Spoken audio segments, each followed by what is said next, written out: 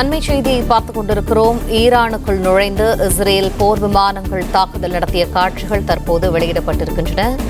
ஈரானுக்குள் நேற்று அதிகாலை 200 போர் விமானங்களை அனுப்பி தாக்குதல் நடத்தியிருந்தது இஸ்ரேல். அந்த காட்சிகள் தற்போது வெளியாகி இருக்கின்றன. மேலும் தகவல்களை எமது செய்தியாளர் ராஜகுமரன் வழங்க கேட்போம். ராஜகுமரன், அந்த காட்சிகளை விவரிக்கும்.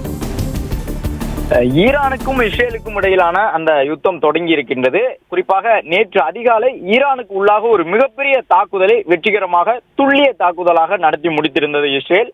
ஈரானை குறிவைத்து நீண்ட நாட்களாக கண்காணித்து ஈரானினுடைய முக்கியமான அந்த அணுசக்தி உற்பத்தி கூடங்கள் எங்கே இருக்கின்றன, யுரேனியம் செறிவூட்டக்கூடிய பகுதிகள் எங்கே இருக்கின்றன, கண்டம் விட்டு கண்டம் பாயக்கூடிய வகையிலே 5000 கிலோமீட்டருக்கும் கூடுதலான தொலைவை சென்று தாக்கக்கூடிய ஏவுகணையை ஈரான் உற்பத்தி செய்து வருகின்றது. அந்த ஏவுகணை தயாரிப்பு கூடம் எங்கே இருக்கின்றன, முக்கியமான ராணுவ நிலைகள் என்ன, ராணுவ தளபதிகள் எங்கே இருக்கின்றார்கள் என்ற விவரத்தை எல்லாம் சேகரித்து ஒட்டுமொத்தமாக நேற்று அதிகாலை ஒரு மிகப்பெரிய தாக்குதலை வெற்றிகரமாக நடத்தி முடித்திருந்தது இஸ்ரேல். அதற்காக 200 போர் விமானங்கள் இஸ்ரேல் நாட்டால் பயன்படுத்தப்பட்டிருந்தன.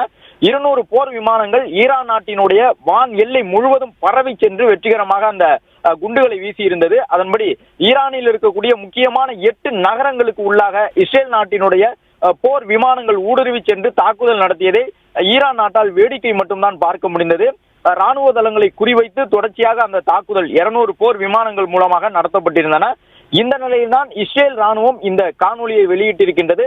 தங்களுடைய போர் விமானங்கள் ஈரான் நாட்டுக்குள் எப்படியெல்லாம் குண்டு மழை பொழிந்தன என்பதை சுட்டிக்காட்டக்கூடிய விதமாக இந்த காணொலிகளை இஸ்ரேல் வெளியிட்டிருக்கின்றது.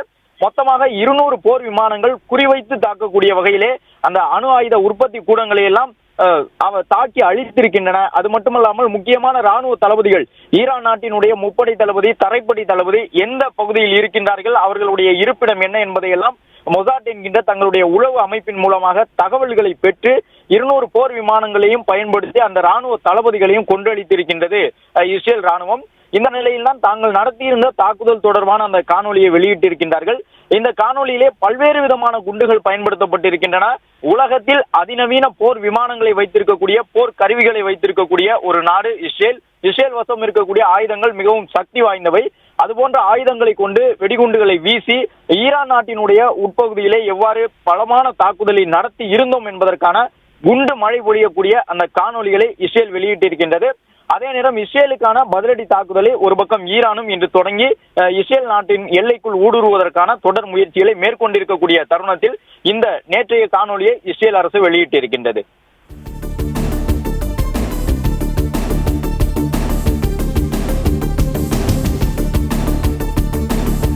நன்றி ராஜகுமரன், விரிவான தகவல்கள். பிளே ஸ்டோர் மற்றும் ஆப் ஸ்டோரில் இருந்து பாலிமர் செயலியை QR கோடு மூலம் பதிவிறக்கம் செய்யுங்கள். செய்திகளை உடனுக்குடன் பெறுங்கள்.